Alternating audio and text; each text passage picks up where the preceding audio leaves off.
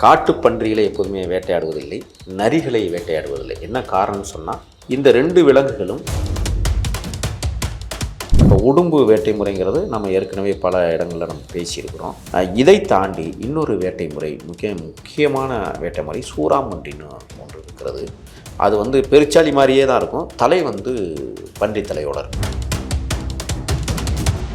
இரவுகளில் மட்டுமே அது என்ன செய்யும்னா வெளியில் மேய்ச்சலுக்கு வருவாங்க. இப்போ இதை எப்படி கண்டுபிடிக்கிறது அப்படின்னா, ஒரு இடத்துல நம்ம போகிறோம்னு வச்சுக்கோங்களேன், அந்த பொந்து பழைய பொந்தாக இருக்கும். அதுக்குள்ளே தான் அவங்க வாழ்வாங்க. அதுக்கு பக்கத்தில் நீங்கள் பார்த்தீங்கன்னா தடங்கள் கிடக்கும். இதை அழகாக கண்டுபிடிப்பாங்க. இது எப்போ வந்தது, எப்போ போனது, கொச்சமிச்சன்னு தடங்கள் இருக்கும். பார்த்தீங்கன்னா உள்ளே பார்த்தீங்கன்னா ஒரு குடும்பமே இருக்கும் ஒரு பொந்துக்குள்ள. நரி அங்கே நின்றுக்கிட்டு இருக்குது நண்டுகளுக்காக. அப்படி அந்த ஓடையில் நண்டு இப்படி வெளியில் வரும்போது கவி பிடிச்சி திங்கிறதுக்காக காத்திருக்கோம். அப்போ நாங்கள் என்ன செய்வோம்னா, அந்த நேரத்தில் நரியை விரட்டிட்டு அந்த நண்டுகளை பிறக்கிறது வழக்கம். அந்த பாறைகளுக்குள்ளே இருக்கும். குடுக்குன்னு ஓடிப்போம். அது கல்லட்டி நண்டுன்னு சொல்லுவாங்க. கருப்பு கலரில் இருக்கும். அந்த நண்டு பெருசாக இருக்கும். கடல் நண்டுக்கு ஈக்குவலாக இருக்கும்.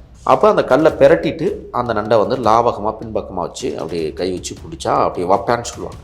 சரியான வைப்பாண்டா அப்படிம்பாங்க. அந்த நண்டை எடுத்து என்ன செய்வாங்கன்னா பிடிச்சி உடனே அந்த 2 காலை ஒடிச்சிருவாங்க. ஏன்னா கடிச்சுக்கணும். இந்த மரத்துலேருந்து அந்த மரத்துக்கு தாவும் பாருங்கள். சில இடங்களில் கேப் விழுகும் மரங்களில். அப்போ கேப் விழுகும் போது இந்த மரத்துலேருந்து அந்த மரத்துக்கு தாவும் போது அந்த கிளையில் தாவுதில்ல, அந்த கிளையை நோக்கி குறி வச்சுருப்பார் கரெக்டாக. அது தாவி அப்படி கிளம்ப போட்டு அப்படின்னு அடிச்சிடுவார். தலையில் அந்த லைட்டு கட்டியிருப்பாங்கல்ல, இதே மாதிரி தான். தலையில் லைட்டு கட்டிட்டு இப்படி தேடிகிட்டே போவாங்க. அது என்ன செய்யும்னா கண்ணு கொடுக்கும். பளிச்சுன்னு தெரியும் அந்த லைட்டு வெளிச்சத்துக்கு. அப்போ பளிச்சுன்னு தெரியும் போது ஓகே இங்கே தான் நிற்கிறாங்க அப்படின்னா, அதாவது ஆட்களை பொறுத்து அடிப்பது கிளை ஆட்டினுடைய வழக்கம். ஏன்னா 2 ஆடு அடித்தா 30 கிலோ வந்துடும்.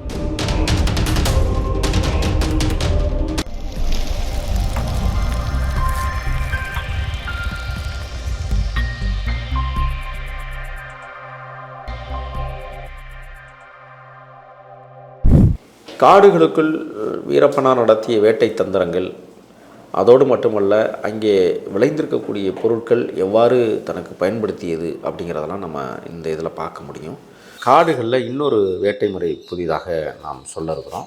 காட்டுப்பன்றிகளை எப்போதுமே வேட்டையாடுவதில்லை, நரிகளை வேட்டையாடுவதில்லை. என்ன காரணம்னு சொன்னால், இந்த 2 விலங்குகளும் என்ன செத்து கிடந்தாலும் திங்கக்கூடிய விலங்கு. ஆகையால் மனிதன் செத்து கிடந்தாலும் திங்கும், காட்டு விலங்குகள் செத்து கிடந்தாலும் திங்கும் அப்படிங்கிறதுக்காக அது 2ஐயும் திங்கிறதில்ல. மற்ற நீங்கள் பார்த்தீங்கன்னா இப்போ உடும்பு வேட்டை முறைங்கிறது நம்ம ஏற்கனவே பல இடங்களில் நம்ம பேசியிருக்கிறோம். இதை தாண்டி இன்னொரு வேட்டை முறை, முக்கியமான வேட்டை முறை சூறாமன்றின்னு ஒன்று இருக்கிறது. அது பெருச்சாளி மாதிரியே தான் இருக்கும். தலை பன்றி தலையோடு இருக்கும். இது கூடுமான வரை பொந்துகளில் வாழக்கூடிய ஒரு பிராணி வகையை சார்ந்தது சூறாமன்றி. ஆனால் கறி சுவையாக இருக்கும். என்னென்னா, இது இரவு வேட்டைகளில் மட்டும்தான் நடத்த முடியும். பகல் வேட்டைகளில் இந்த சூறாமன்றியை நம்ம கண்டிப்பாக கண்டே பிடிக்க முடியாது. என்ன காரணம்னா, இரவுகளில் மட்டுமே அது என்ன செய்யும்னா வெளியில் மேய்ச்சலுக்கு வருவாங்க. இப்போ இதை எப்படி கண்டுபிடிக்கிறது அப்படின்னா, ஒரு இடத்துல நம்ம போகிறோம்னு வச்சுக்கோங்களேன், அந்த பொந்து பழைய பொந்தாக இருக்கும். அதுக்குள்ளே தான் அவங்க வாழ்வாங்க. அதுக்கு பக்கத்தில் நீங்கள் பார்த்தீங்கன்னா தடங்கள் கிடக்கும். இதை அழகாக கண்டுபிடிப்பாங்க. இது எப்போ வந்தது, எப்போ போனது, கொச்சமிச்சன்னு தடங்கள் இருக்கும். பார்த்தீங்கன்னா உள்ளே பார்த்தீங்கன்னா ஒரு குடும்பமே இருக்கும் ஒரு பொந்துக்குள்ளே. அம்மா, பிள்ளை, ஆத்தா, புருஷன் எல்லாம் உள்ளே இருப்பாங்க. அப்போ இதை எப்படி பிடிக்கிறது அப்படிங்கிற, கையை விட்டோம்னா கடிச்சுக்கணும். இது எப்படி பிடிக்கிறது அப்படின்னு சொன்னால், நாங்கள் என்ன செய்வோம்னா, அந்த துப்பாக்கிக்கு மருந்து இடிக்கிற கம்பி இருக்கும். இந்த கம்பியை என்ன செய்வாங்கன்னா, இந்த ஓட்டை இருக்குது பாருங்கள், இந்த ஓட்டைக்கு நேராக அந்த பக்கம் ஒரு குத்துவாங்க. அப்படி பூமியில் அப்படி குத்துவாங்க. குத்துற சத்தம் கேட்கும்போது இது என்ன ஆகுன்னா, அந்த பொந்துக்குலேருந்து இப்படி வெளியில் எட்டி பார்க்க முடியும். இப்படி எட்டி பார்க்கும். அப்போ பொந்துக்கு முன்னாடி நம்ம நின்னோம்னா அது பயந்துக்கிட்டு திருப்பி ஓடி போயிடும். அப்போ என்ன செய்வாங்கன்னா, அந்த அந்த அந்த அந்த அந்த துவாரம் இருக்குல்ல, அந்த துவாரத்துக்கு பின்பக்கமாக உட்காந்துட்டு இது இப்படி இங்கே அப்படி மூக்கு அப்படி மோப்பம் எடுக்கும். என்ன ஏதுன்னு மோப்பம் எடுக்கும்போது என்ன செய்வாங்கன்னா பொட்டுன்னு அடிச்சுக்குவாங்க. பொட்டுன்னு அடிச்சிட்டா அப்படியே டப்புன்னு வெளியில் எடுத்துருவாங்க. ஒரு ஆள் மேலே உட்காந்துட்டு வெளியே எடுத்துக்கிட்டே இருப்பாங்க. குத்திக்கிட்டே இருப்பாங்க. ஆனால் பின்னாடி உள்ள ஆளுங்க அந்த சூறாமன்றியை பிடிக்கிறதுக்கு குத்திக்கிட்டே இருந்தால் ஒவ்வொன்றா அது வெளியில் வர ஒரு 4-5 இருக்கும் ஒவ்வொரு குகைக்குள்ளேயும். அதை அழகாக வெளியில் எடுத்து, அது ரொம்ப அற்புதமான ஒரு விலங்கு. பார்க்குறதுக்கு பன்றித்தலையாக இருந்தாலும் கூட பார்ப்பதற்கு ஒரு வித்தியாசமான ஒரு விலங்கு. அதே மாதிரி கிளை ஆடுன்னு காடுகளில் இந்த ஆட்டு வகையை சார்ந்தது அது. அந்த கிளையாடு வந்து பார்த்திங்கன்னா ரொம்ப உஷாரான விலங்கு. அது அப்படி ஓட்டம் எடுத்துச்சுன்னா தாவுறதே பயங்கரமாக தாவி ஓடும். அப்போ இதை எப்படி வேட்டையாடுறதுனா, அது அவ்வளோ வேட்டையாடுவது ரொம்ப ரொம்ப கடினம். கிளையாடை வேட்டையாடுறது ஒவ்வொரு கிளையாடும் பார்த்திங்கன்னா ஒரு 12லேருந்து 17 கிலோ கொண்ட எடை உண்ட ஒரு காட்டு விலங்கு அந்த விலங்கு. இப்போ இது வந்து என்ன செய்யும்னு சொன்னால், கூடுமான வரை சாயங்காலம் 6 மணிக்கு மேலே இது வந்து என்ன செய்யும்னா, கூட்டம் கூட்டமாக சில இடங்களில் போய் அடைய போகும். அந்த இடத்த வந்து கண்டுபிடிச்சிருவாங்க.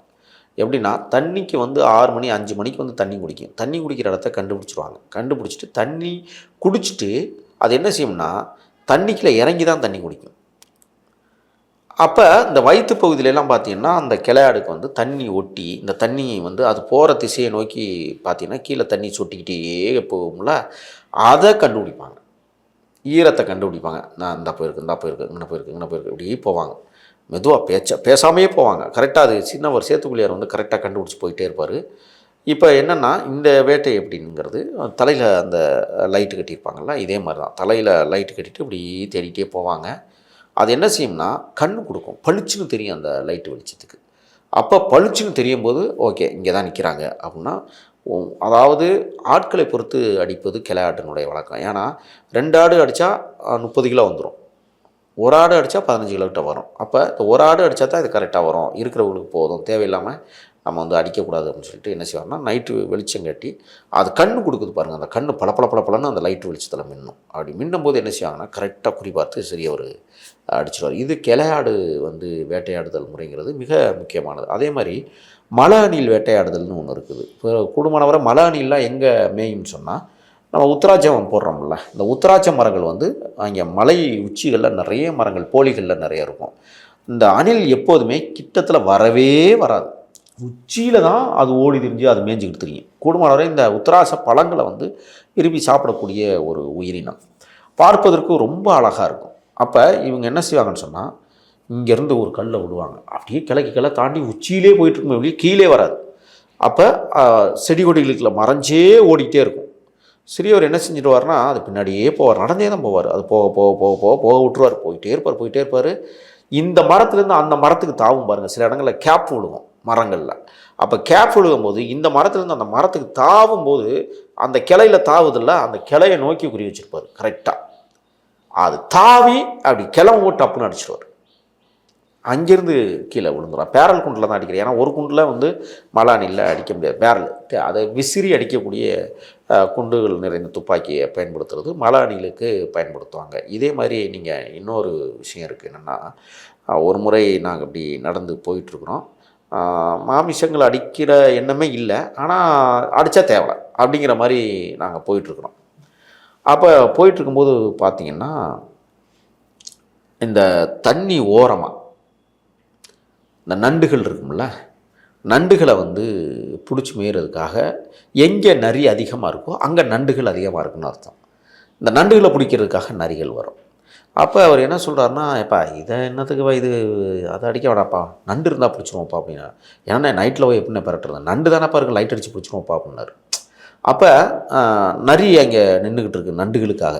அப்படி அந்த ஓடையில் நண்டு இப்படி வெளியில் வரும்போது கவி பிடிச்சி திங்கிறதுக்காக காத்திருக்கோம். அப்போ நாங்கள் என்ன செய்வோம்னா, அந்த நேரத்தில் நிறைய விரட்டிட்டு அந்த நண்டுகளை பிறக்கிறது வழக்கம். அந்த பாறைகளுக்குள்ளே இருக்க குடுக்குன்னு ஓடியாரும் குடுக்குன்னு ஓடிப்போம். அது கல்லட்டி நண்டுன்னு சொல்லுவாங்க. கருப்பு கலரில் இருக்கும் அந்த நண்டு, பெருசாக இருக்கும், கடல் நண்டுக்கு ஈக்குவலாக இருக்கும்.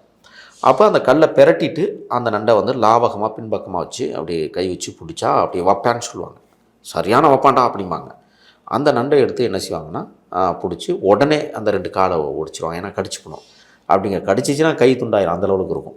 அந்த மாதிரி நண்டு வேட்டைகள். இதை விட இன்னொன்று இருக்குது, மீன் வேட்டை இருக்குது. மீன் வேட்டை எப்படின்னா, ஒரு போகிற வழியில் ஒரு பள்ளம் கிடக்குன்னு வச்சுக்கோங்களேன். இந்த பள்ளத்தில் மீன் கிடக்கு. இதை எப்படி பிடிக்கலாம்? அந்த பள்ளத்தில் மீன் கிடக்குன்னா வேறு மலைப்பாம்புகள் இருக்க வாய்ப்பில்லை. மலைப்பாம்பு கிடந்தால் மீன் இருக்காது, பிடிச்சி தின்றோம். அப்போ நாங்கள் என்ன செய்வோம்னா, இதுக்குள்ள கிடக்குப்பா அப்படின்னு சொல்லிடுவார். ஓகே, பொருச மரம்னு ஒரு மரம் இருக்குது. இந்த பொருச மரத்தினுடைய இலைகளை பிடுங்குறது, இவ்வளவுக்கு பிடுங்குவோம். பிடுங்கி அந்த நீர்நிலைக்கு ஓரத்தில் மணல் இருக்குல்ல, அந்த மணல் பகுதியில் குழியை நோண்டிட்டு இந்த இலைகளை அதில் கொட்டி பெரிய பெரிய கம்பு வச்சு இடிப்போம். நல்லா இடிக்கும் போது கமகமகமன்னு வாசம் வரும் அந்த இலையிலேருந்து. இப்போ இந்த இலையை அள்ளி என்ன செய்யோம்னா, அந்த மீனுக்கு அப்படியே இறைச்சிட்டு அந்த குட்டைக்குள்ளே இறங்கி 4-5 பேர் அப்படி கலக்கிறது, இலையோடு சேர்த்து கலக்கிறது. 4 பேர் இடித்து கொட்டுவாங்க, 4 பேர் கலக்கிறது. இப்படி கலக்கிட்டு மேலே ஏறும்போது பார்த்தீங்கன்னா மீனெல்லாம் அப்படி மேலே வந்து அப்படியே துடிக்கும், மிதந்துடும். அந்த மயக்கத்திற்கு, அந்த இலை மயக்கத்திற்கு மேலே வந்துடும். அந்த மீன் வந்து இவ்வளோ நீட்ட மீனுங்கள் இருக்கும். நம்ம சிலேபி கெண்டை இருக்குல்ல, அந்த மாதிரி அங்கே வந்து ரோகு, கட்லா, கெண்டை குஞ்சுகள் கிடைக்கும். அதை வந்து பிடிச்சி கரையில் போட்டு அதை சமைச்சு சாப்பிட்ற வழக்கமாகவும் எங்களுடைய மீன் வேட்டை முறையும் அங்கே அப்படி தான் நடந்தது என்பதை இதன் மூலமாக நான் தெரிவிச்சுக்கிறேன். நன்றி.